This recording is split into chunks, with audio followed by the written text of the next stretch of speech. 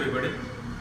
ఈరోజు మనము అర్థమెటిక్లో సంఖ్యా సమితి అంటే ఏమిటో తెలుసుకుందాం.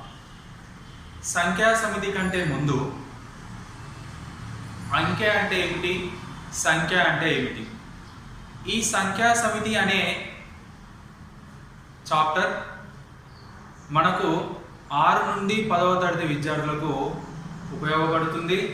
మరియు పోటీ పరీక్షలకు సంసిద్ధమయ్యే విద్యార్థులకు కూడా సంఖ్యా సమితుల గురించి తెలిసి ఉండవలెను. నెక్స్ట్, సంఖ్య అంటే ఏమిటి, దానికంటే ముందు అంకె అంటే ఏమిటి. అంకె అంటే అంకెలు మొత్తం 10 ఉంటాయి.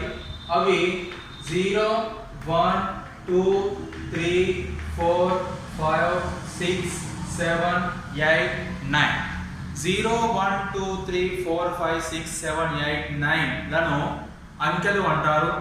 మనకు పోటీ పరీక్షలలో ఎక్కువగా అడిగే ప్రశ్న, మొత్తం అంకెలు ఎన్ని, మొత్తం అంకెలు ఎన్ని అంటే చాలా వరకు 9 అని ఆన్సర్ పెడతారు. కానీ 10 అంకెలు ఉంటాయి, 0 కూడా అంకె. నెక్స్ట్, సంఖ్య అంటే ఏంటి? సంఖ్య అంటే అంకెల సముదాయాన్ని సంఖ్య అంటారు. అంకెల సముదాయాన్ని, కొన్ని అంకెలు కలపగా వచ్చేది సంఖ్య. 1, 0, 10, 10 అనేది సంఖ్య అవుతుంది.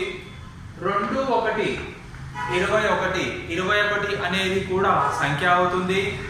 2, 3, 23 కూడా సంఖ్య అవుతుంది.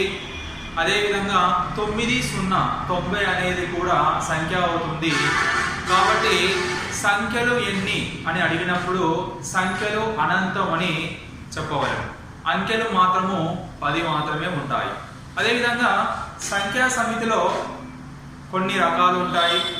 అవి, మొదటిది సహజ సంఖ్యల సమితి. సహజ సంఖ్యల సమితి అంటే ఏమిటి?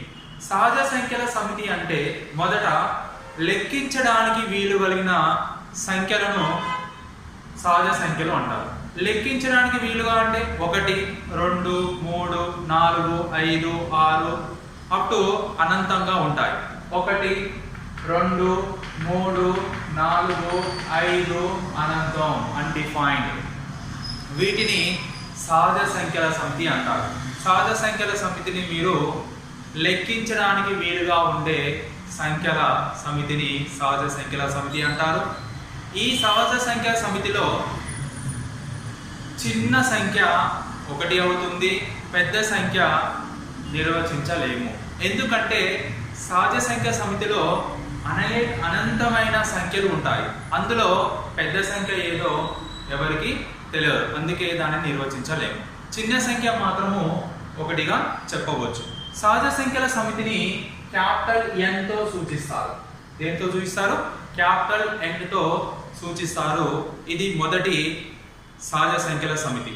రెండవది పూర్ణాంకాల సమితి. పూర్ణాంకాల సమితి. పూర్ణాంకాల సమితి అంటే సహజ సంఖ్యల సమితికి 0ను చేర్చగా. సహజ సంఖ్యల సమితి అంటే ఏంటండి? 1, 2, 3, 4 అప్ టు అన్డిఫైన్, ఇన్ఫినిటీ వరకు ఉంటాయి. ఇందులో 0ను జత చేస్తే, దీనికి 0ను కలిపితే వచ్చే సమితిని పూర్ణాంకాల సమితి అంటారు. ఏ సమితి అంటారు? పూర్ణాంకాల సమితి అంటారు. పూర్ణాంకాల సమితి అంటే సహజ సంఖ్యల సమితికి 0ని చేర్చవలెను. అదేవిధంగా పూర్ణాంకాల సమితిలో చిన్న సంఖ్య 0, పెద్ద సంఖ్య నిర్వచించలేము. పోటీ పరీక్షలలో ఎక్కువగా ఎటువంటి ప్రశ్నలు అడగడానికి ఆస్కారం ఉంటుంది. అదేవిధంగా నెక్స్ట్ సమితి పూర్ణ సంఖ్యల సమితి. పూర్ణ సంఖ్యల సమితి. పూర్ణ సంఖ్యల సమితి అనేవి మనకు 2 విధాలుగా ఉంటుంది.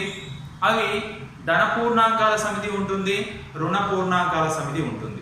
ధన పూర్ణాంకాల సమితి ఏ విధంగా ఉంటుంది, రుణ పూర్ణాంకాల సమితి ఏ విధంగా ఉంటుంది తెలుసుకుందాం. మొదట ఒక నెంబర్ లైన్ తీసుకోండి. దీనిలో 0 అనేది ధన పూర్ణాంకము కాదు, రుణ పూర్ణాంకం కాదు, 0 అనేది ఏ పూర్ణాంకము కాదు. నెక్స్ట్, 0కు ఎడమ నుండి కుడికి వెళ్తున్న కొద్దీ ధన విలువలు కలిగి ఉంటుంది. అంటే 1, 2, 3, 4, అనంతం.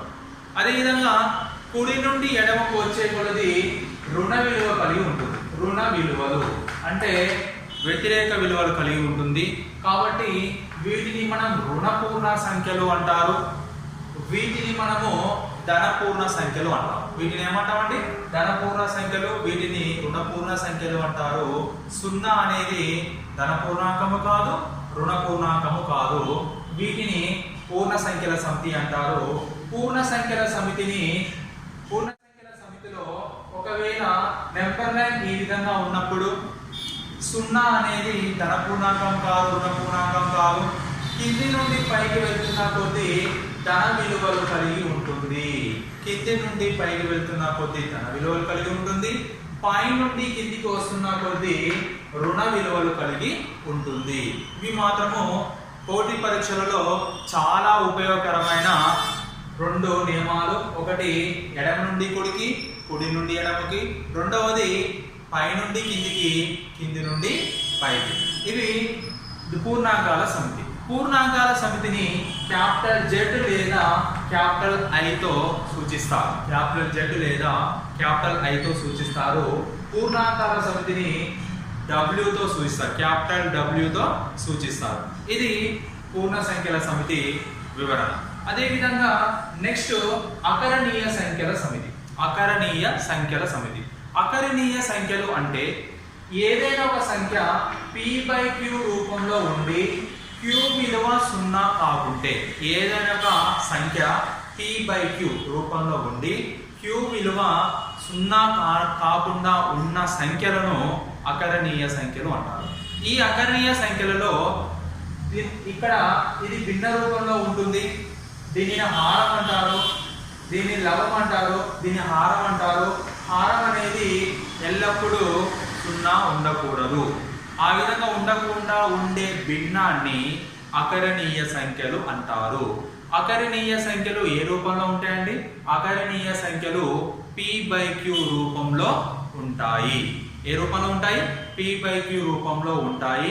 ఇక్కడ q విలువ 0కు ఎల్లప్పుడూ సమానంగా ఉండదు. ఇవి అకరణీయ సంఖ్యలు. అకరణీయ సంఖ్యల సమితిని క్యాపిటల్ Q చే సూచిస్తారు. దేంతో చూస్తారండి?